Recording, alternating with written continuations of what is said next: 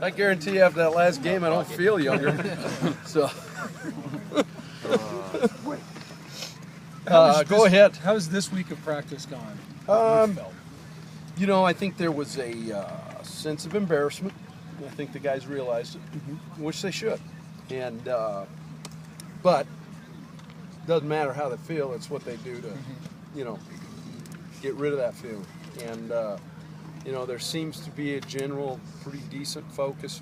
We got after each other pretty good and goods on goods the last couple of days, which is something I was looking for, which goes back to the finish, you know. Now, I guess I better start thinking about the start. but I do believe that they've taken to heart what we've talked about. But again, it's like I said, it's all part of the process, and we'll learn more on Saturday. Chris looks like he was out here in full pads. He was out in full pads. He didn't take any team reps. Okay. Therefore, I would probably figure that he probably wouldn't go. Okay. You asked about Froland the other day. He looked better. You know, it's the strength thing with that stinger, and so what we've done is he's gone through all individual drills, and he actually kind of aggravated it in pregame. Okay. You know, so he was a late scratch, I guess is what the word is at the horse track. I was in Louisville. They call them late scratches, right? But, you know, it's interesting when you ask about injuries, and I probably got to get better at it because I never think about a guy who's not here. I think about the guys who are here. So, you know, it doesn't even cross my mind. But a guy who has been here this week, Coffin got in late last game, and he's ready to go. He's ready to go. I would say his conditioning for you know, the position is not where it needs to be, but he's ready to take, you know, quality reps. And does that help that you rotate in so many wide receivers? It's not like somebody you need for 50 plays. Yeah, but I think it'll help Dominic Vinson a lot, you know, because he actually has taken a bulk of reps at that Z spot. Right. So I think that this will help that a little bit. And he's done a great job. I mean, he's caught the ball and done everything we've asked. Coach, first road trip, describe the team approach to this trip. Sure. First of all, I mean, it's how we travel, and we kind of learned the first trip, even though it was on a bus. You know, we wear coat and ties. We're going on a business trip, and that's it. And that's the main focus of what we do when we eat. We eat as units with the coach at the table. You know, say grace just like we do before every meal, and understand the reason we're there is to play a ball game and represent Colorado State in a positive manner. So they're learning how to do that, and you know, it'll be exciting to go do it. You talked a little bit this week about your get-it-tos. Yeah. I really like that. Yeah.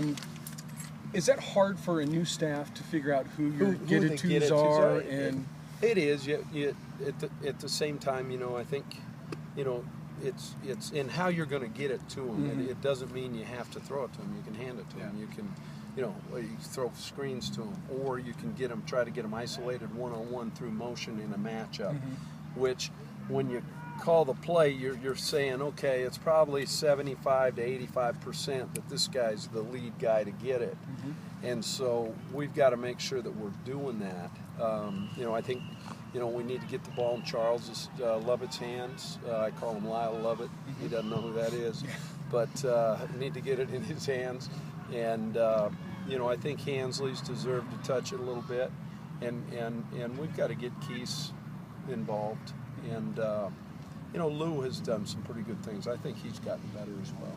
Every coach is different. What do you consider to be an explosive play in the run game and in the pass game? So like 20 yards, 30 yards? Well, the way we look at it is 12 yards in the run game and 19 yards in the pass game.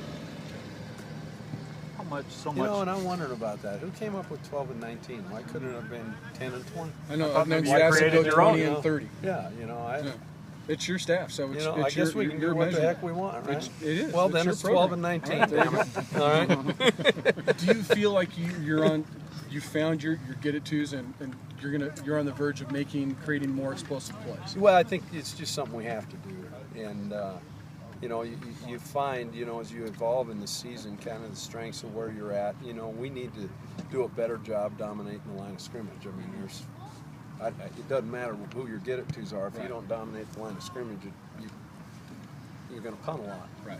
And So your punter and- becomes your. and he doesn't punt it in the right direction. Right. You know, he's supposed to punt it to the right. He punted it to the middle, and the guy ran it back. Thank God he tripped. Right. You know what I'm saying?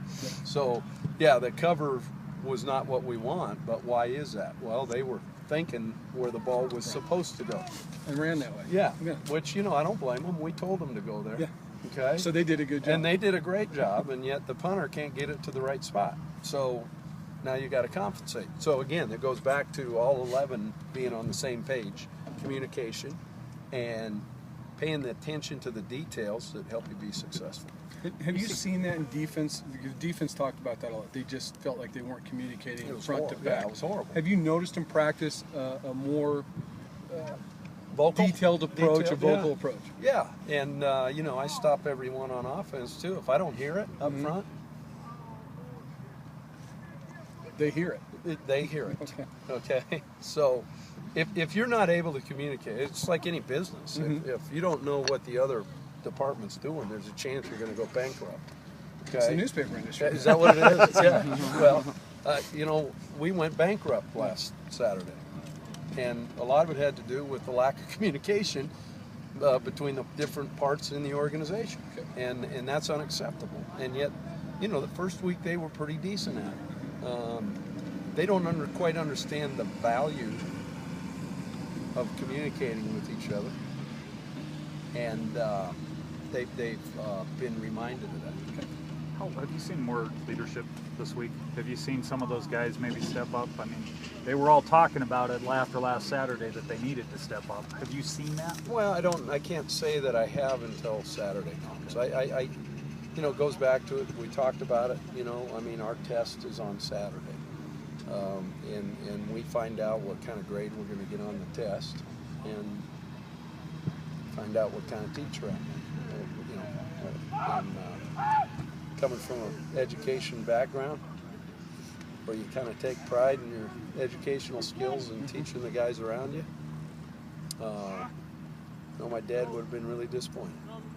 You talked about dominating the offensive line, or dominating the line of scrimmage. Have you seen anything extra from the line this week? It's yet to be seen. Yeah. If I've seen anything extra, I've seen them talk to each other. That's a start.